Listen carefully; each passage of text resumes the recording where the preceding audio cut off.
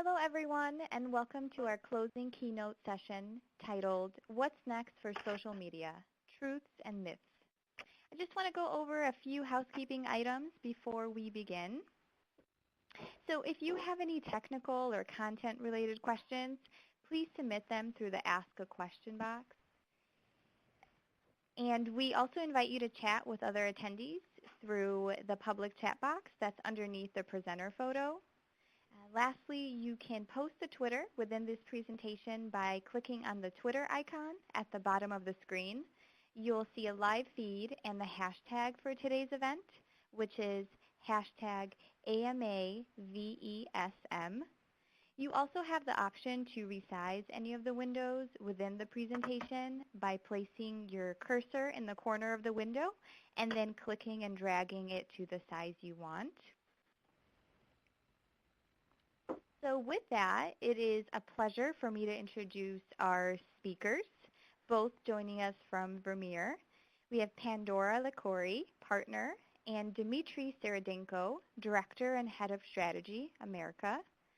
Pandora is a partner with Vermeer in New York, where she leads client engagements in marketing and brand strategy to meet changing market conditions.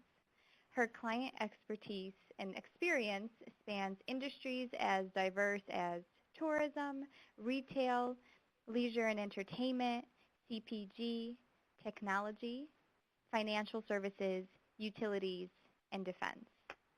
We also have Dmitry, who is a director at Vermeer, where he has led a variety of brand strategy products, which include segmentation, brand architecture, portfolio strategy and optimization, market entry, brand extension, and strategic scenario planning. His industry experience spans consumer packaged goods, media and entertainment, professional services, and hospitality. So with that, it is my pleasure to hand it over to you, Pandora. Thank you, Selma, and hello, everybody. It's fantastic to be here. As Selma said, I'm a partner with Vermeer in New York. My background is in marketing, public affairs, and crisis management. Unfortunately, my age doesn't qualify me as a true millennial, but given how I've adopted so many of the millennial behaviors, I tend to bucket myself among what I term the honorary millennials, just so I don't feel left out of today's conversation. Before I actually hand over to Dmitry, I just wanted to say that we were notified that there's going to be a fire drill, apparently at 2:40. So if you do hear funny sounds, I will mute, and I do apologize in advance. Dmitry. Hi, everyone. I'm Dmitry. I'm a true millennial. I'm also a director at Vermeer, as Selma mentioned. I'm based in San Francisco, and I've also worked with many of our tech clients, including PayPal, Venmo, Snapchat, and LegalZoom.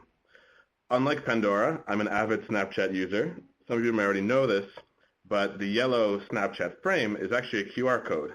So you can follow me by simply taking a picture of it and uploading it to Snapchat. Yes, and this is Dmitry, where I need to say that please don't try to do the same with my picture, as I'm not on Snapchat, but I did really like the yellow frame, so Dmitry fabricated it for me.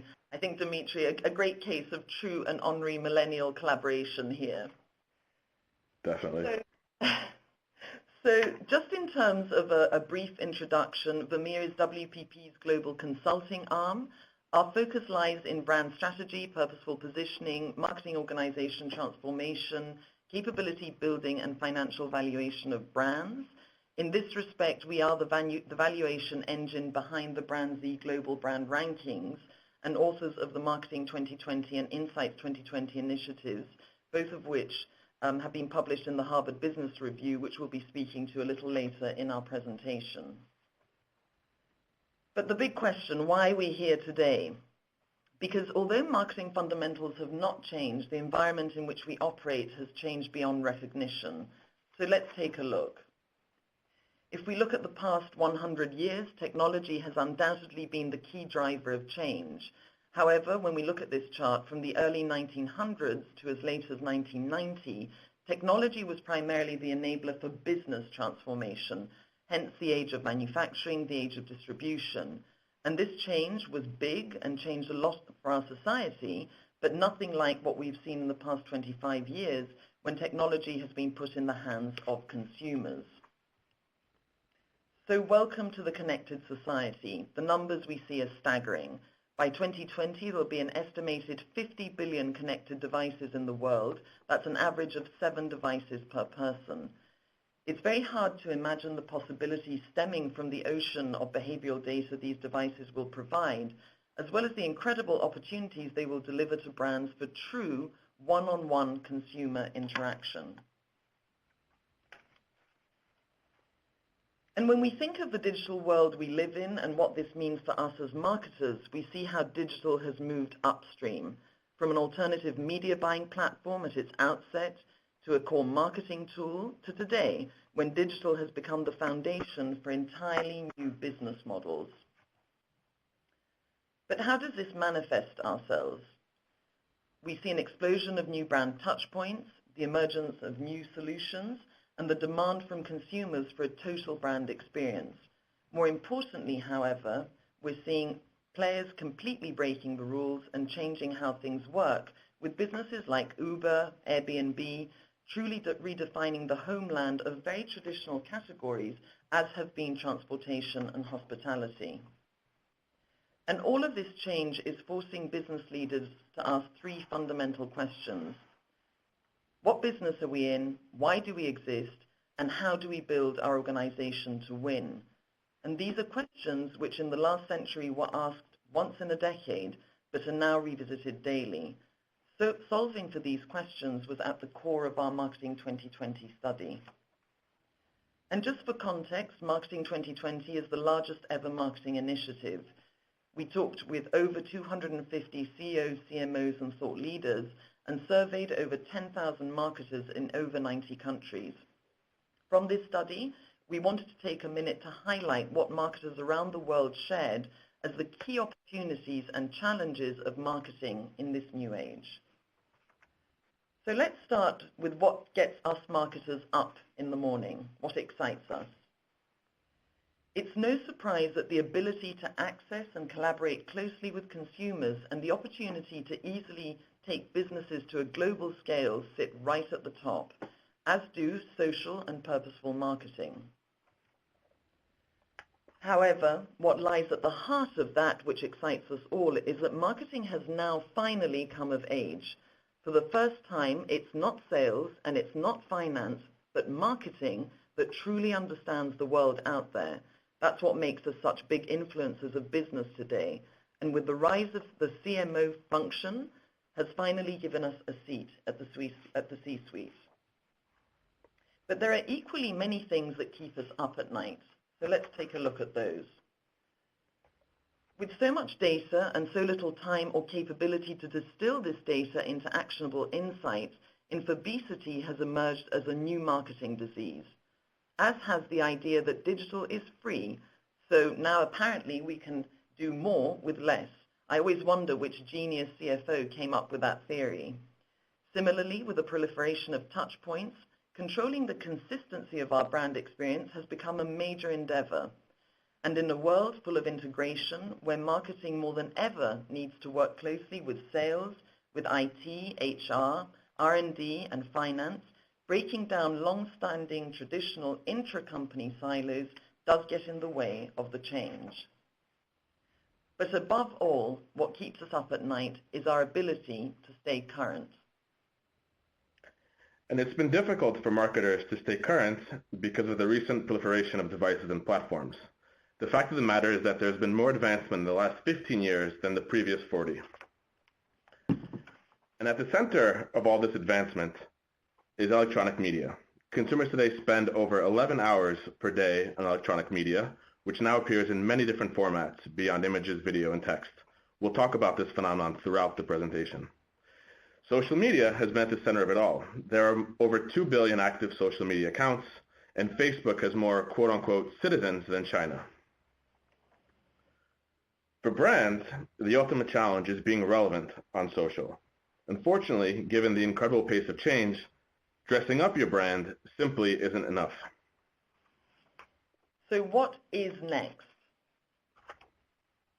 To understand the emerging consumer perspective, we've conducted research amongst 18 to 24-year-olds. In the same time frame, just last month, we also conducted a survey amongst the AMA members to understand whether there is a gap between these two groups. For you who participated in our survey, a very big thank you. So our data from these two surveys validated 5 forces, which we will deep dive into to understand the implications for us as marketers and the brands we're building. These forces vary from the implications of the rise in dark social and the end of what we have always known as, quote, social and, quote, media, to the emergence of social as a key brand platform and the democratization of influence. The last force we'll be looking at is that of digital speak. With its own hieroglyphics, this new speak is taking over how we communicate, becoming the first and only true global language. It's a force no one can ignore. So let's start with dark social. Our data showed that next-gen consumers are going dark, but we marketers are not yet up to speed. And when we look at the data, although 67% of 18 to 24-year-olds more often share directly with their friends versus posting on social media, less than 1/3 of marketers is concerned that the ROI of branded content will decline as consumers increasingly share things with their friends directly. But what does a dark social world look like? It's a world where among all web traffic related to sharing, 69% globally is done at a peer-to-peer level and not on Facebook or other social platforms. In Europe, this number goes up to 77%. Like digital at its outset, the implication for marketers is the urgent need to find ways to quantify this peer-to-peer sharing and determine its ROI both for brand equity and sales. So who's turning out the lights? When we look at this chart, we see the rapid acceleration of social messaging platforms. Facebook is well aware of this trend and has actively pivoted their business to focus on peer-to-peer apps.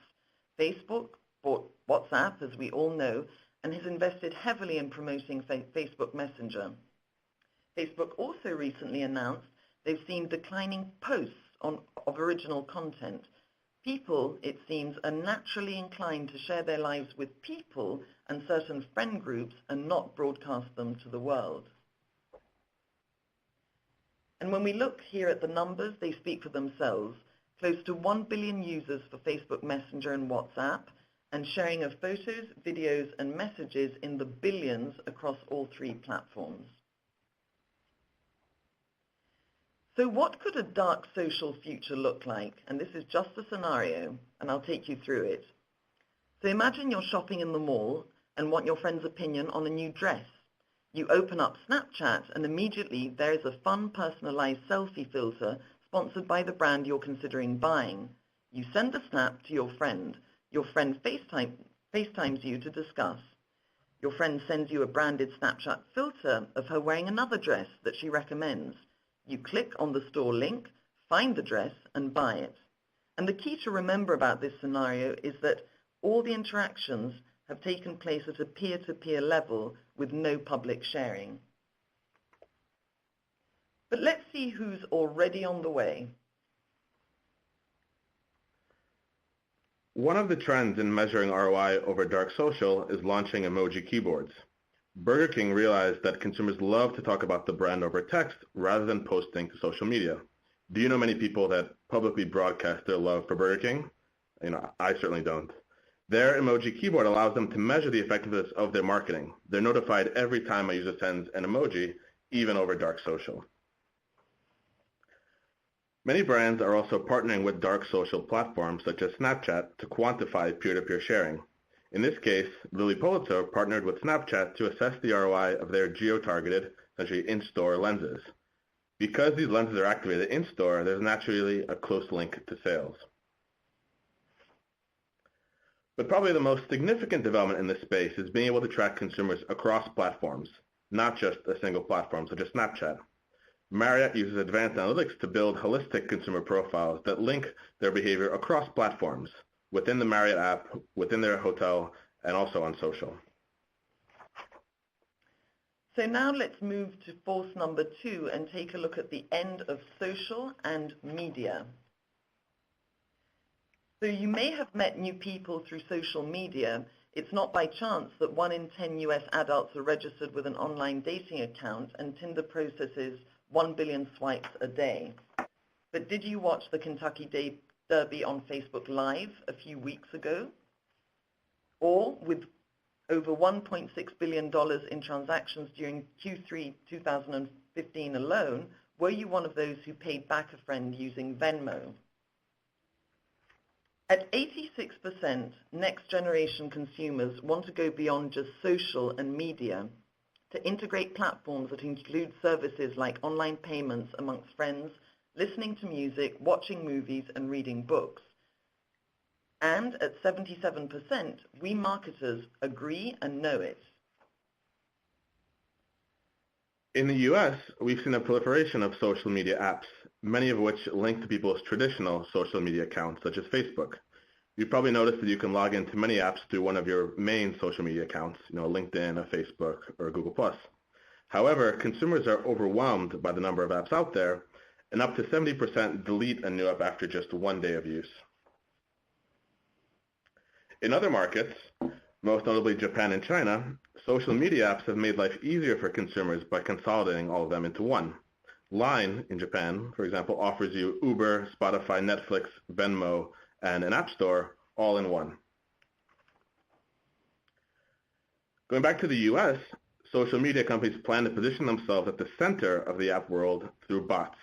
As you may know, bot is a software application that runs automated tasks over the internet.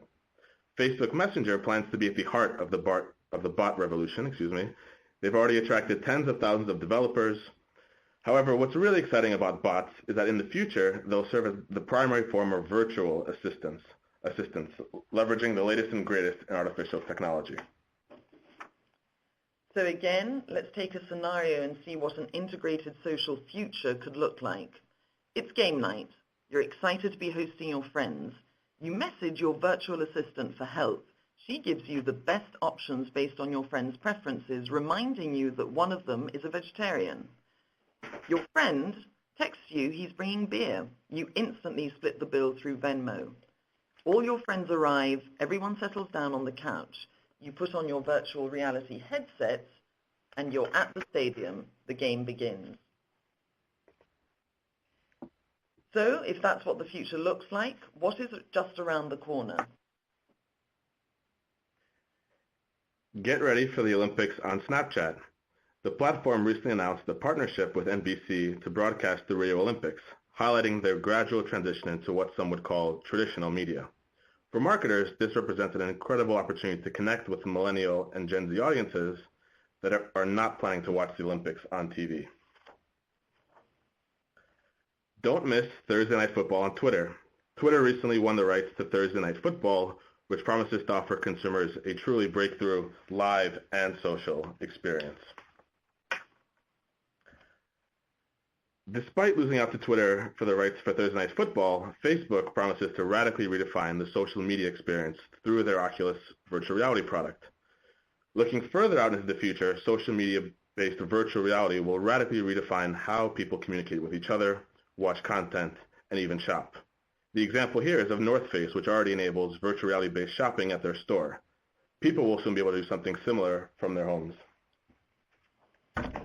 Which takes us to force number 3, social, the new home for brand, as I just got a little notification that in 5 minutes, apparently, the fire alarm is going to go off, so no one be alarmed if it does.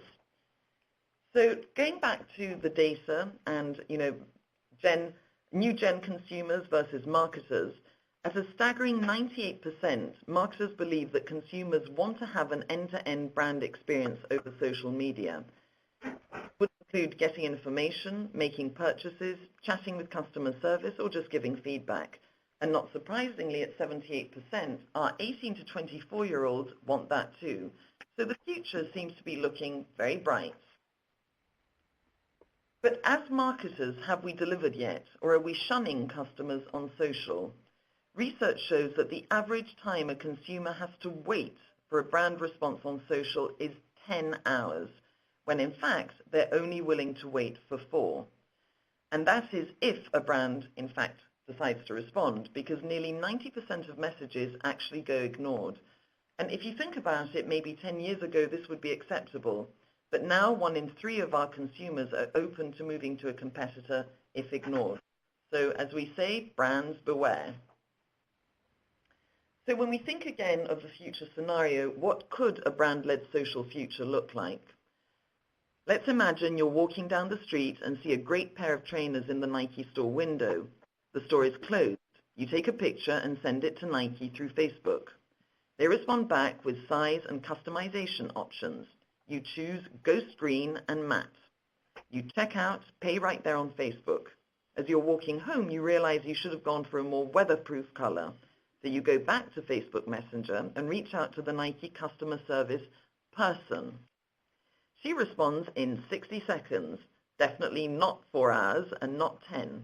Unfortunately, this trainer doesn't come in darker color schemes, but she offers you a similar trainer you actually like even more, and so you get it at a discount. So if that's what the future looks like, let's see who's already on the way. Social media has evolved quickly from being just a source of information to an actual point of purchase. Barney's, for example, offers what is essentially one-click shopping through their Instagram account. For loyal customers, social media is a way to make purchases anywhere, anytime. Morton Steakhouse, for example, responded to an order over Twitter. Customers now also expect seamless, phone-less customer service. Nike is a leader in this space with a dedicated Twitter support account that offers 7 different languages and is live 24/7. Lastly, customers no longer appreciate responsiveness over social media, they expect it. JetBlue has been a leader in this space. In this particular example, they responded to a dissatisfied customer who was stuck with a broken TV on his flight. JetBlue got in touch with him in just 23 minutes, offering him vouchers for future use. Look familiar? Most of us have boarded a plane using a native airline app. However, we've all run into the difficulty of trying to make a change to a reservation, and it's virtually impossible to reach customer service without waiting in line or on the phone. But what will the future look like?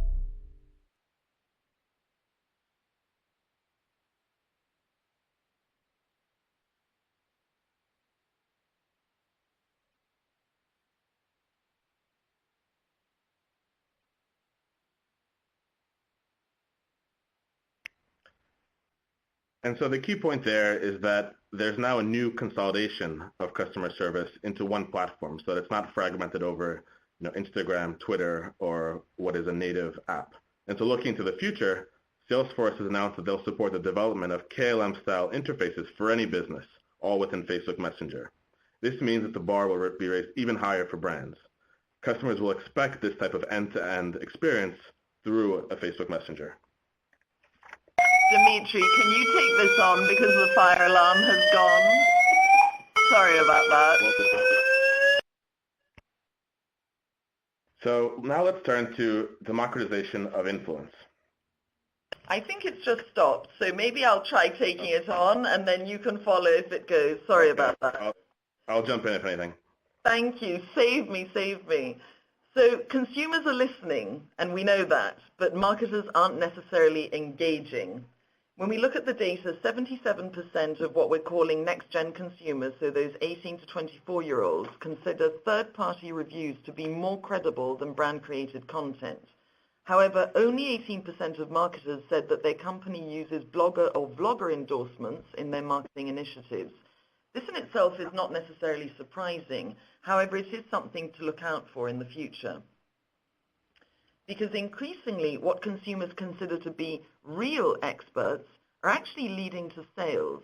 So these people, the real experts, are actually getting to sales, with 1/3 of consumers being more likely to purchase a product endorsed by these relatively unknown people versus a high-profile celebrity that's been paid by a brand to endorse the product. And actually, one of our consultants in San Francisco is one of these quote-unquote real experts. He writes whiskey reviews on his Instagram account, which has several thousand followers. Brands frequently reach out for the permission to repost his reviews and his photos. In this particular case, Stranahan's Whiskey featured his review on their account. And as you may be able to see, this resulted in immediate brand engagement. One commenter noted that he had just purchased the bottle. Another one noted that he wished to purchase the brand, but he couldn't find it in his home state of Arizona. And all of this reflects the power that experts and peers have on decisions. So what could what we're calling a democratized future look like? You're an avid whiskey drinker and you're looking for a new recommendation. You ask your, again, personal virtual assistant and she connects you with a few independent expert bloggers. You take a quick look at their profiles and pick the one you like. Your virtual assistant sends the blogger a list of previous purchases you've made, and of course, a list would include your favorites. The blogger reports back with options. You pick the one you like, and it's delivered to your doorstep within the hour. So let's see who's already on the way. And so you've probably all heard of Marriott. But who are Sean McBride, Brittany Ferlin, Lewis Cole, and Casey Neistat? They're all social media influencers who documented their recent trips on Marriott's Snapchat account. For Marriott, partnering with these types of influencers allows them to meaningfully connect with an audience they've to date struggled to reach, millennials and Gen Z. But more importantly, this isn't a one-off campaign for Marriott. Marriott has invested heavily in becoming a media company that frequently releases short films, such as Two Bellmen here on the left, that feature relatively unknown actors.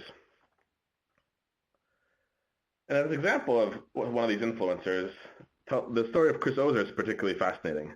A former jazz pianist turned photographer, he's amassed a following on Instagram of several 100,000. However, he's also been able to translate his passion for photography into an A-list clientele, which includes brands spanning apparel, autos, and even alcohol. Even within apparel, he's worked as a spokesperson for everyone from Nike to Tom's Shoes. More broadly, connecting influencers with brands has become a business. Popular Pays offers companies of all sizes, from iconic brands such as Nike to startups such as Postmates, the opportunity to connect with small-time influencers. And social media companies are well aware of this trend. Twitter has actually entered the talent management business by acquiring Niche, a platform that manages influencers such as Chris Ozer.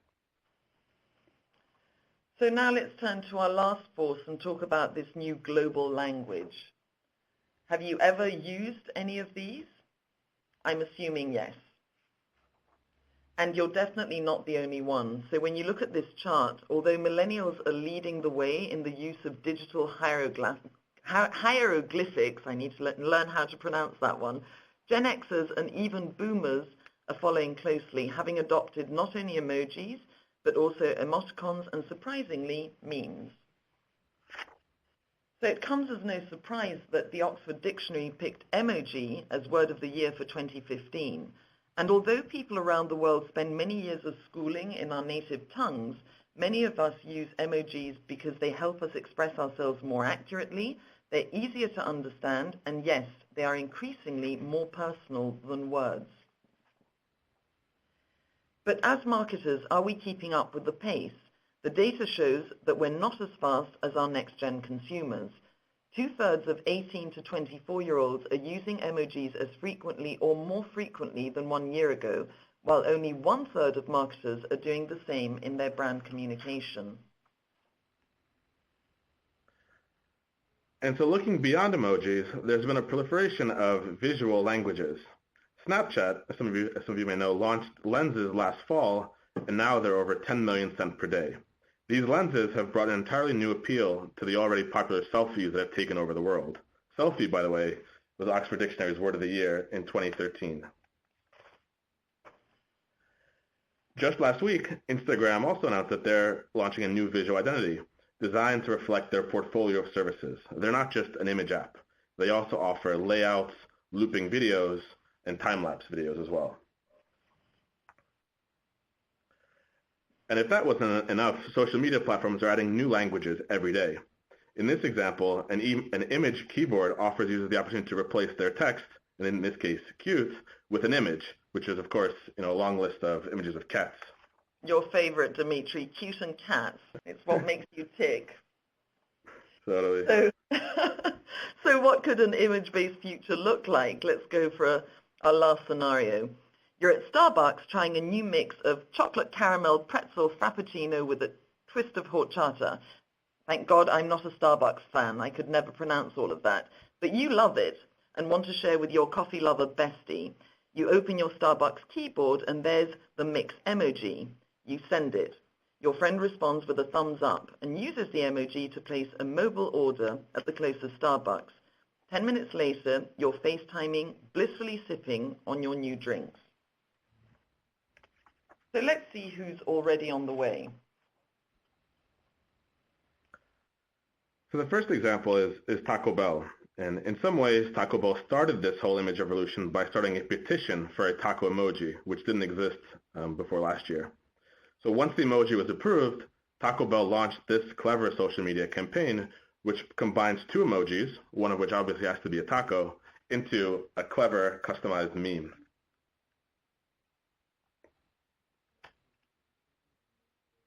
Meal with it.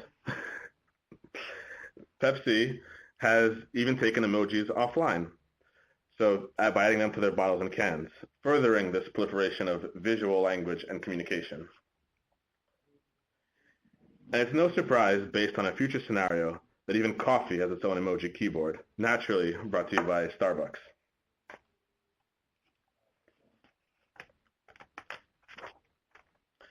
Beyond emojis, consumers have found GIFs, and according to their inventor, it's pronounced GIF, are to be particularly engaging and extremely shareable.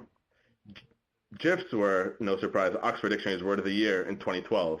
So you can see the recurring trend here around how visual languages are actually changing communication. And more importantly, recent research from Twitter found that GIFs are roughly 3 times more likely to be retweeted than static images. And they're a critical component of Dior and Converse's social media strategies. Last but not least, memes are incredibly powerful expressions of pop culture that oftentimes combine cultural trends, the popularity of shows such as Game of Thrones, with branded experiences to Starbucks. In fact, consumers increasingly struggle to differentiate marketing. We all know Dos Equis is the most interesting man in the world, with what you would think to be a more organic cultural phenomenon. And one example of this done extremely well is Beats' viral meme celebrating the release of the Straight Outta Compton movie last year. Just about everyone, including me, followed Dr. Dre, and this amounted to over 170,000 Instagram posts within a week of launch, all with the hashtag Straight Outta Compton. And that was Dimitri in the middle, if you didn't notice it. So maybe a competition around who wears it best is up next. So when we look ahead, what will our world look like? And obviously no one holds that magic wand and can't tell the future, but just a few thoughts to consider. Already prevalent in China, we will increasingly see the delivery of offline services from online orders. WeChat already allows Chinese consumers do virtually anything, including ordering a full-service car wash from your phone without ever having to get into your car. Totally immersive virtual brand experiences are around the corner, from watching a movie to shopping for your favorite team gear. Virtual assistants will be serving as brand gatekeepers. In the future, social media platforms will have the ability to control which bots consumers interact with, creating an entirely new way of decision-making. And finally, the rise in popularity of visual languages and high-quality streaming technology will naturally augment and in some cases replace traditional text-based communication. So what can we as marketers do tomorrow? As social media platforms increasingly become the hub for consumer decision-making, communication, and purchase, we will have the opportunity to target consumers precisely in the moment when they're making decisions through predictive algorithms. Red Bull, the pioneer when it comes to supporting unknown niche influencers, many of which have become Red Bull diehards and some of which have gained star status in their own right. Today, we see brands like Marriott following this trend. So leveraging those whose voice your consumers truly believe in is a strategy few brands can ignore. Live events are becoming increasingly popular. Commenting is no longer enough for a brand. Creating live content that your consumers are interested in is the way to go. But to achieve all of this, confining marketing only to marketers is no longer an option. When we look at the historic turnaround of a brand like Burberry or the persistent appeal of Nike, it's increasingly evident that working closely with sales, IT, CRM, and why not HR and finance is the only way forward. Traditional silos are hard to break. But if we're to deliver on consumer expectations, marketing needs to lead the way in bringing all internal stakeholders together to create a truly networked organization that will be set to win in this new age. And then there's the big question of hiring talent outside of the norms, from 18-year-old app developers and data analysts to young journalists, as is the case with Coke.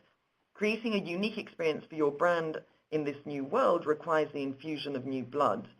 Thinking differently is not always our strong point, and I'm talking about us honorary millennials. So let's be open to those who are and leverage them both as creators and as a soundboard for our own thinking.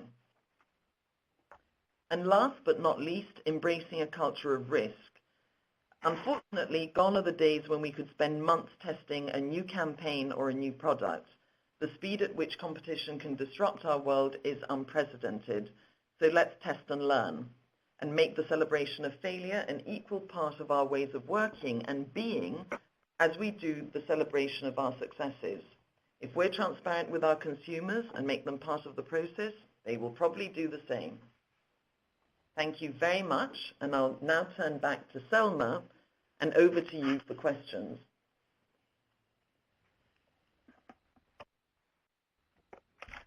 Thank you so much, Pandora. It looks like we have tons of questions coming in. And the first one is, what do you mean by going dark? Dimitri, I know you love this one. Over to you.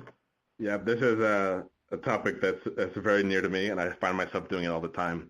You know, when we say going dark, when social media first launched and we were all getting used to Facebook, there was a tremendous interest in sharing things on Facebook. So, you know, what's happening, sharing photos, really kind of broadcasting your life through a platform like Facebook. More recently, as the services have grown to include, you know, massive networks that essentially cover consumers' entire lives, there's now been a shift in that they show a preference for sharing with people directly. And so this is what dark social is. It's that when somebody sends a text to a friend, which can include a photo of themselves or includes an article, you know, a branded piece of advertising, it's not nearly as easy to track as something that's broadcasted through Facebook, which is, you know, totally open. And we see that, you know, a lot of the privacy debates that we're having kind of broadly around text messaging and encryption, you know, consumers are starting to side with, you know, tech companies that offer those type of private services. And so there's kind of been a movement across all age groups to share things privately.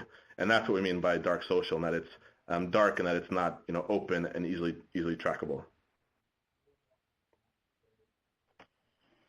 Thanks so much, Dimitri. It looks like we have another question. How can marketers also be influencers, or are the two mutually exclusive? That's a very interesting one. I'm wondering if the question is how can brands also be influencers? So I'm actually going to take it as if that is the question. So through us as marketers, how can we make our brands influencers? I think they're not mutually exclusive. I think absolutely brands can have huge influence in the world. And when we look at, the brands which are truly purposeful, the influence they have both in terms of how we think and the stance that they take on the world and how that affects us is something that is very, very notable and also is paving a way for a new role for brand in the world. Again, if this was not the question, I do encourage whoever asked the question to clarify.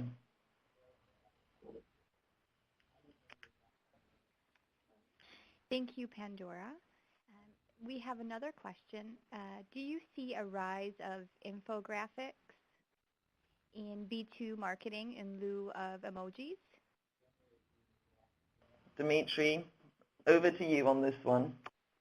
Yeah, that's a great question. To be honest, I haven't seen anything specifically around infographics, but I will say that in general, the appeal of visual kind of communication that's easy to digest, it can be more meaningful. And so I think for sure the idea of if you can create powerful infographics that summarize what you're trying to convey, it's a lot, in some cases, a lot more accessible.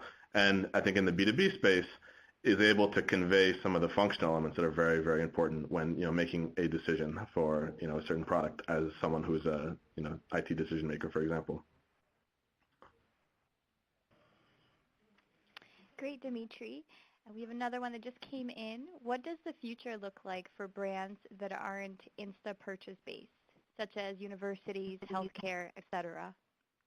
That's actually a very interesting one, and we happen to work with many universities and healthcare organizations. Obviously, there are regulations that, especially within healthcare, that brands need to abide by. But we would say that the future is very similar, that the key difference is taking into account the decision-making cycle and the journey that the consumers are actually taking on this journey. So if you're thinking of a university, for example, a key moment is when you decide to enroll. And that's absolutely critical for the organization because it means an income for the university for the next 4 years. So that moment of truth is very, very important. Around that moment of truth, there is no doubt that, the 17-year-olds that we're trying to influence as a university have a lot in common, or actually are the same person as Nike is trying to influence or Starbucks is trying to influence. So from the perspective of consumer interaction, creating meaningful moments, creating a purpose that, they can really look into, and then an experience that they want to live, social plays a huge role. And then once, for example, again, taking the case of a university, once someone has joined, how you make them an ambassador throughout the 3-4 years that they're with the institution, and then an ambassador, sort of die-hard ambassador for life, like in the case for Red Bull, once they become an alumni. The role of social will be absolutely critical to both keep the individual and his or her peers networked back into the organization. Yeah, and Pandora, just to jump in, one kind of inspirational case that I think can help with the thinking is General Electric has now been grappling for a while with a desire to shift their perceptions as being, what essentially is a manufacturer into what is a digital company. And so for them, they've used social media, and in particular Snapchat, to target potential recruits. So thereafter, the millennial student that's a programmer that's on Snapchat and is probably thinking about, Google, PayPal, Facebook, those types of companies. And so they've used Snapchat as a place for them to start kind of building a new GE in the minds of that who will ultimately be their future workforce. And so I think in some of these longer term categories and decision-making processes, understanding, who your customers are, what the touch points are, can, justify investing in something like a Snapchat. although it wouldn't be immediately apparent, that will drive, instant purchase. But it's important to start building brands across, those different touch points, some of which may include social media. Thank you so much. It looks like we have time for just one more question. What are strategies for faster response time if you are a one-person team? Responding within 4 hours is difficult. Wow, yes, I can absolutely appreciate how difficult that must be. I think the key thing here is transparency. If I as a consumer know what to expect in terms of a response time from you, so somehow you found a way to tell me that, I'll be much more forgiving, and I'll actually be okay with it. So I think the key idea that now we need to work more with our consumers lies at the heart of this new world. Okay, actually I have good news. It looks like we do have some more time for some questions. So another one that we just received, is this only for B2C? Is social dark applicable to B2B?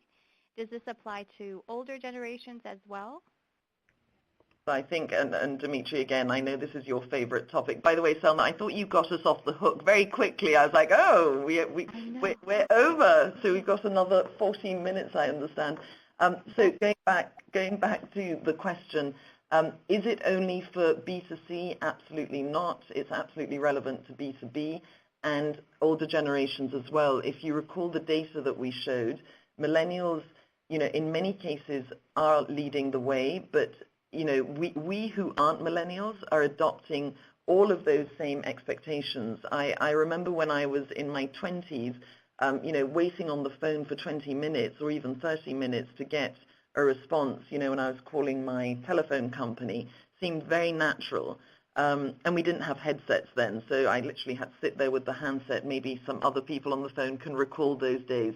But today I get twitchy and annoyed if it takes more than 10 seconds.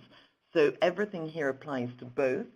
And I don't know, Dimitri, do you want to add anything in terms of whether social dark is applicable to B2B beyond the fact that, yes, it would be? Yeah, no, I think you're totally spot on. I think the only comment is that, it definitely is true for Gen Z and boomers. And I think we've all, shared an interesting article, an interesting, piece of advertising that is relevant to us over something like text. People now more than ever are glued to their mobile phones, even more so than desktops. And so it's oftentimes more convenient for people to share something, from a text, through a text on their mobile phone that they've come across while browsing, Twitter or anything else or kind of general news. And so I think that kind of the convenience of mobile and the ease at which you can get things into a text and to shoot off to a friend within the business or a coworker, and that can ultimately inform a decision, I think definitely is driving a lot of this, both in B2B and B2C. Thank you. It looks like we have an audience member that wants clarification about virtual reality, shopping, marketing. Yep. So Pandora, I'm happy to take this one. I'm sure you are. You're just pointing out our age difference, Dimitri. Yeah, no, it's actually a fascinating development. I was at in San Francisco. There was a game developers conference where they're showcasing a lot of the latest games, which I have to admit I'm a fan of, but also a lot of the new technology around it. And actually, there were quite a few virtual reality setups where brands like North Face are partnering with Dolby to create virtual reality experiences. So in that particular case, I'd walk in, I would put on a headset, and it would put me on top of a mountain in the Himalayas. And it's, I have to say, an incredible experience. And what's incredible is that Facebook plans to launch their Oculus product later this year. Sony has one coming out. And so, for $200, $300, this is something that in the long term, most people will have in their homes. And so, everyone from Amazon is very keen to get into potentially this virtual reality space by allowing people to try on, for example, clothes virtually. And granted, you'll never get the same feel for the size, but you can definitely get a sense for the look, through a virtual reality kind of mirror that could be there. It really is incredible technology, and there's a lot of discussion on how mainstream it'll go. But I think there's a lot of interest, and with Facebook being at the heart of it, they're definitely going to push it so that people can communicate with people through virtual reality instead of having to FaceTime, and ultimately people can shop and watch games, courtside from their virtual reality headsets, which I think is all coming in the next couple of years. Great. Another question we have: Do you see an eventual single social media stream from one site taking the lead instead of LinkedIn, Facebook, Twitter, Instagram, etc.? Many these days have started using LinkedIn as Facebook. Yeah, that's one that goes a lot to the conversation we were having, the force that we talked about, that, we sort of have the end now of the social and media, and we're going to something much more integrated. It's unknown, who will take the lead, and Dimitri, in a second, I'd love you to take your best guess. But when we think of the example of Line in Japan, we see that, single platforms are integrating multiple different experiences. So the future is definitely going that way, particularly because that's what consumers want. So the whole idea of simplification and just making life easier for them is on the rise. But I actually don't have a guess on who would be doing that. Dimitri, any thoughts on this? Yeah, I think it's a very interesting question, and I think this is the $1 trillion answer in some ways. There's now what's happening is there's a race to get what essentially is to the closest to the consumer. So when you think about how you interact, your phone is the center of your life. Apple and Google and Android platforms have a very close link to that, and they're looking to expand into tangential services that'll keep people closer to their device, even above the apps that they use. So Apple, for example, is exploring the opportunity to partner with banks for Venmo-style payments digitally, and obviously shopping. A level behind them, you have brands like Facebook that are competing to be the hub for how you watch content, how you communicate with people, how you shop, for example, which is something they're going into more long term.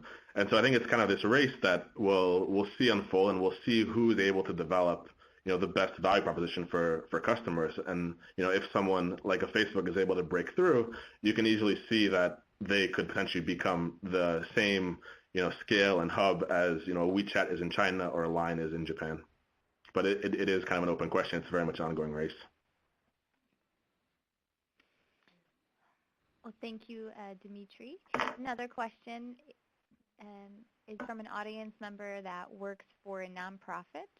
So it is difficult to convince them of being on all social media streams.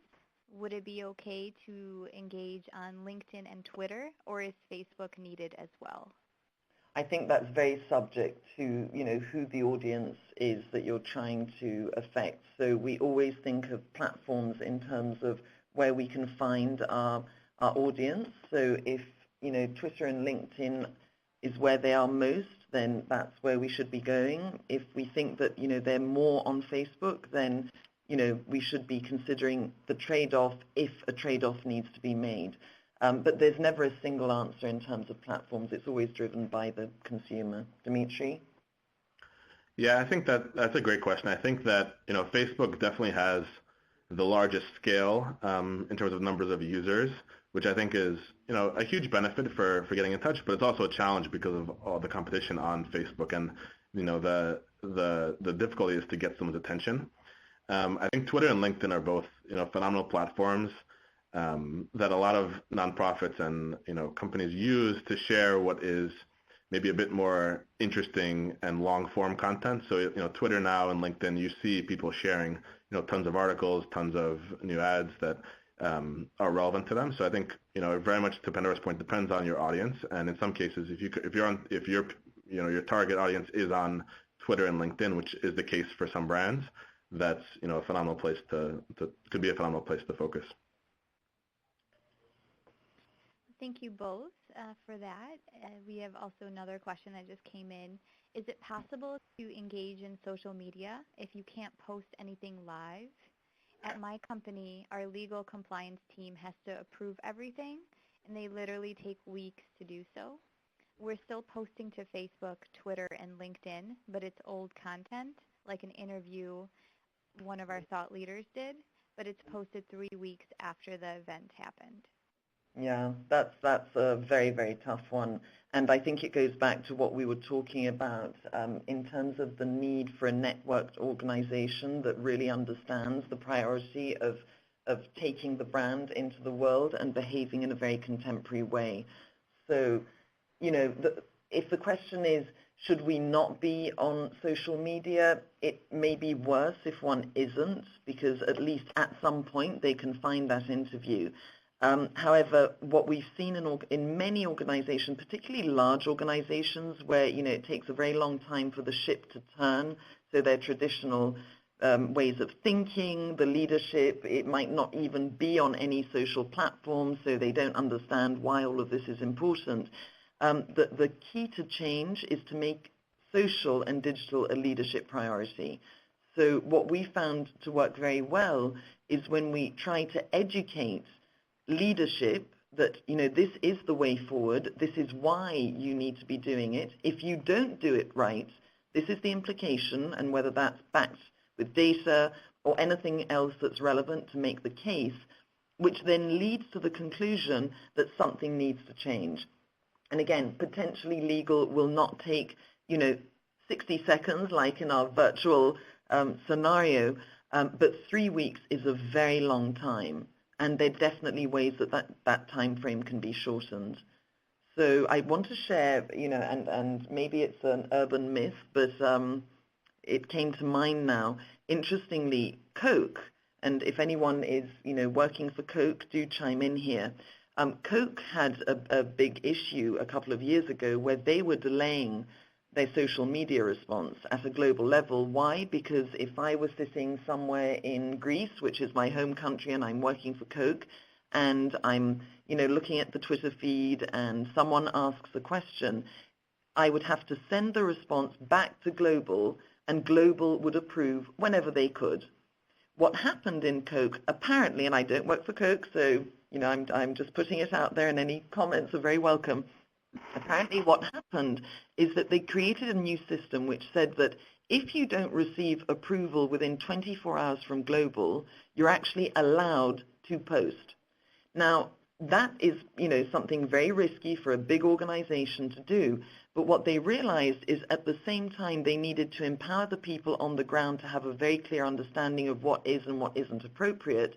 They needed to give them that sense of responsibility, and at the same time push the urgency in global headquarters that, if you want to stop something, you need to be on your toes.